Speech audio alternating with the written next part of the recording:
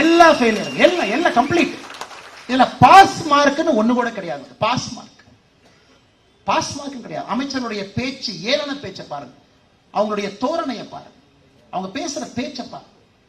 திருப்பதியில ஒரு நாள் நிக்கிறான், உனக்கு என்ன பிரச்சனை இங்க? அது எப்படி பேசுறாருங்க? பத்திரிகையாளருக்கு நேரடியா பேசாம அப்படியே முனகிறாரு. ஒரு பத்திரிகையாளர் மைக்கில் அந்த ஆடியோ பிக் பண்ணிக்கிறான். கனிமொழி அக்காவை பக்கத்தை வச்சு சேகர் பாபா சொல்றாரு, அவன் திருப்பதியில ஒரு நாள் நிக்கிறான், உனக்கு என்ன 4 மணி நேரம் நிக்கிறதுக்கு என்ன வலிக்குதா? பத்திரிகையாளர் மைக்கில் பிக்கப் பாரு. எவ்வளவு ஆணவம் அவர்களுக்கு இருக்க வேண்டும், எவ்வளவு ஆணவம் இருக்க வேண்டும். அதை பத்திரிகையாளர் திரும்ப போய் கேட்கறாங்க, இந்த மாதிரி பேசுனீங்களே தவறு தானே, அதை பத்தி நான் கருத்து சொல்ல மாட்டேன், வேற எந்த கருத்து வேண்டுமானாலும் சொல்லிட்டு. ஆனால் அன்பு சகோதர சகோதரர்களே, இன்று பாரதிய ஜனதா கட்சியினுடைய கடமை, திமுகவை தமிழகத்திலிருந்து விரட்ட வேண்டிய கடமை ஒரு பாரதிய ஜனதா கட்சியினுடைய தொண்டனுக்கு, இந்த கட்சியினுடைய உறுப்பினருக்கு இருக்கு. அந்த 48 லட்சம் பேர் யார் இருக்கீங்க? 55,000 பேர் தீவிர உறுப்பினர்கள் யார் இருக்கிறீங்க? உங்களுடைய முதல் கடமை. நம்முடைய கட்சியினுடைய உறுப்பினர் அட்டை அட்டை இருக்கான்னு தெரியலீங்க. உறுப்பினர் அட்டை இருந்தீங்கன்னா அது கொஞ்சம் திருப்பி பாருங்க. உறுப்பினர் அட்டை இங்கே கொண்டு வந்திருந்தால் பாரதிய ஜனதா கட்சியினுடைய அடிப்படை உறுப்பினர், அந்த கார்டை திருப்பி பாருங்க. 5 விஷயம் பேசியிருக்கோம். இந்த 5 விஷயத்தையும் ஏற்றுக்கொண்டால் தான் நீங்கள் பாரதிய ஜனதா கட்சியினுடைய உறுப்பினராக நீங்கள் இருக்க முடியும். அதை கொண்டு வாங்க. ஒரு நிமிஷம் கொடுங்க, அண்ணா கொஞ்சம் வாங்க.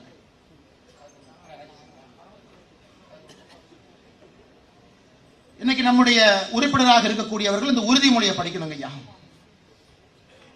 தேசிய ஒருமைப்பாடு, ஜனநாயகம், சீரான மதச்சார்பின்மை, அரசியல் தூய்மை ஆகிய கொள்கைகளை நான் உறுதியாக கடைபிடிப்பேன்.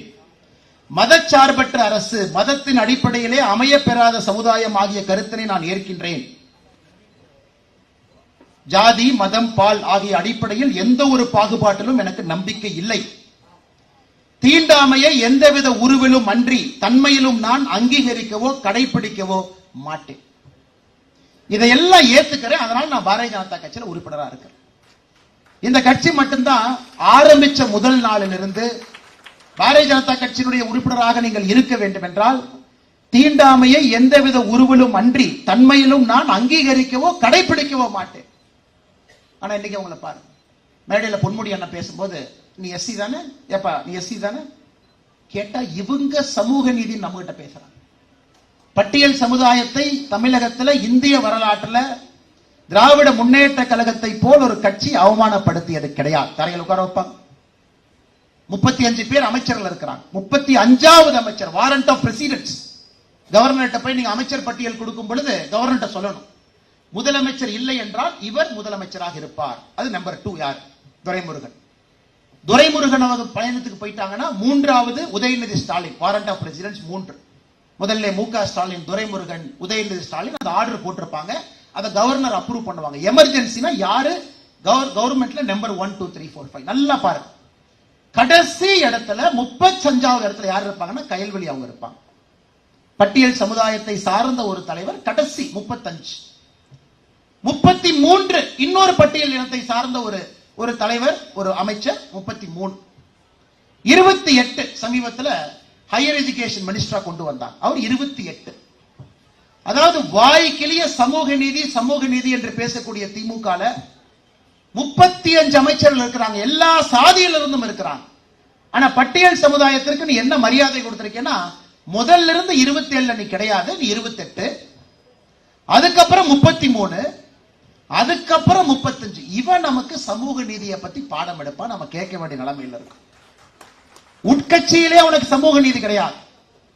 இன்னைக்கு பாரதிய ஜனதா கட்சியை பாருங்க, முதலமைச்சர்கள் பட்டியலின சகோதர சகோதரிகள் முதலமைச்சராக ஒரிசால, ஜார்க்கண்ட், துணை முதலமைச்சர்கள் பட்டியலின சகோதர சகோதரிகள் துணை முதலமைச்சர், பினான்ஸ் மினிஸ்டர், உள்துறை அமைச்சர் பட்டியலின சகோதர சகோதரி, முக்கிய பொறுப்புகள். இவங்க பட்டியலினத்துக்கு என்ன கொடுப்பாங்க தெரியுமாங்க ஐயா?